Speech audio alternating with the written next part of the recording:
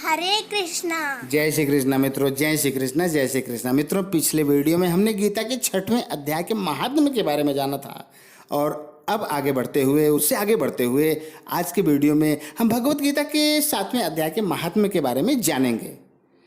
भगवान शिव कहते हैं, हे पार्वती, अब मैं 7वें अध्याय का महात्म्य बतलाता हूँ, जिसे सुनकर कानों में अमृत राशि भर जाती है। पाटलिपुत्र नामक एक दुर्गम नगर है जिसका गोपुर द्वार बहुत ही ऊंचा है। उस नगर में संगुकर्ण नामक एक ब्राह्मण रहता था। उसने वैश्य वृत्ति का आश्रय लेकर बहुत धन कमाया, किंतु न तो कभी पितरों का तर्पण किया और न ही कभी देवताओं का पूजन किया। वह धनोपार्जन में ही तत्पर होकर राजाओं को ही भोज दिया करता था। एक समय की बात है, उस ब्राह्मण ने अपना चौथा विवाह करने के लिए पुत्रों और बंधुओं के साथ यात्रा की। मार्ग में आधी रात के समय वह सो रहा था। एक सर्प ने कहीं से आकर उसकी बाह में काट लिया। उसके काटते ही ऐसी अवस्था हो गई कि मणि, मंत्र और औषधि आदि से भी उसके शरीर की रक्षा असाध्य जान पड़ी। तत्पश्चात कुछ ही क्षणों में उसके प्राण पखेरु उड़ गए।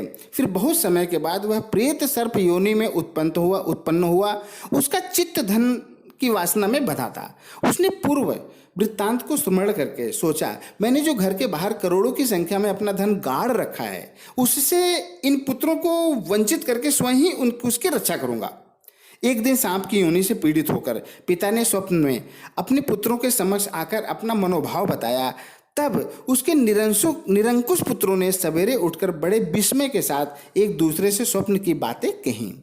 उनमें से मझला पुत्र कुदाल हाथ में लिए घर से निकला और जहां उसके पिता सर्प योनि धारण करके रहते थे, उस स्थान पर गया।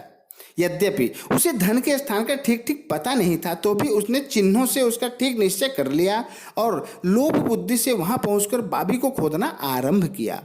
तब उस बाबी से बड़ा भयानक सांप प्रकट हुआ और बोला, ओ मूढ़, तू कौन है? किस लिए आया है? क्यों विल खोद रहा है? अथवा किसने तुझे भेजा है? ये सारी बातें मेरे सामने बता। इस पर पुत्र बोला, मैं आपका पुत्र हूँ, मेरा नाम शिव है। मैं रात्रि में देखे हुए स्वप्न से विस्मित होकर यहाँ का सुवर्ण लेने के कौतूहल से आया हूँ। पुत्र की यह वाणी सुनकर वह सांप हंसता हुआ उच्च स्वर से इस प्रकार स्पष्ट वचन बोला, यदि तू मेरा पुत्र है तो मुझे शीघ्र ही बंधन से मुक्त कर। मैं पूर्व जन्म के गाड़े हुए धन के लिए ही सर्प योनि में उत्पन्न हुआ हूँ। पुत्र ने पूछा, पिताजी, आपकी मुक्ति कैसे होगी? इसका उपाय मुझे बताइए, क्योंकि मैं इस रात में सब लोगों को छोड़कर आपके पास आया हूं। पिता ने कहा, हे बेटा, गीता के अमृत में 7वें अध्याय को छोड़कर मुझे मुक्ति करने में तीर्थ, दान, तप और यज्ञ भी सर्वथा समर्थ नहीं है। केवल गीता का 7वां अध्याय ही प्राणियों के जरा, मृत्यु आदि दुख को दूर करने वाला है। पुत्र, मेरे श्राद्ध के दिन 7वें अध्याय का पाठ कराने वाले ब्राह्मण को श्रद्धापूर्वक भोजन कराओ। इससे निसंदेह मेरी मुक्ति हो जाएगी। वत्स, अपनी शक्ति के अनुसार पूर्ण श्रद्धा के साथ वेद विद्या में प्रवीण अन्य ब्राह्मणों को भी भोजन कराना। सर्प योनि में पड़े हुए पिता के ये वचन सुनकर सभी पुत्रों ने उसकी आज्ञा के अनुसार तथा उससे भी अधिक किया।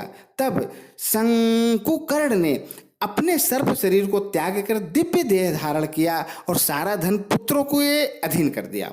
पिता के करोड़ों की संख्या में जो धन बांटकर दिया गया था, पिता ने अपने बच्चों को जो करोड़ों की संख्या में धन बांटकर दिया था, उससे वे सदाचारी पुत्र बहुत प्रसन्न हुए।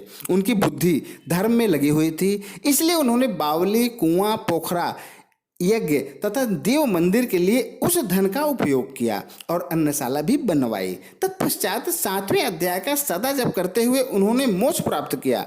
पार्वती, यह तुम्हें 7वें अध्याय का महात्म्य बताया गया है, जिसके श्रवण मात्र से ही मानव सब पातकों से मुक्त हो जाता है। तो दोस्तों, यह था गीता का 7वां अध्याय का महात्म्य।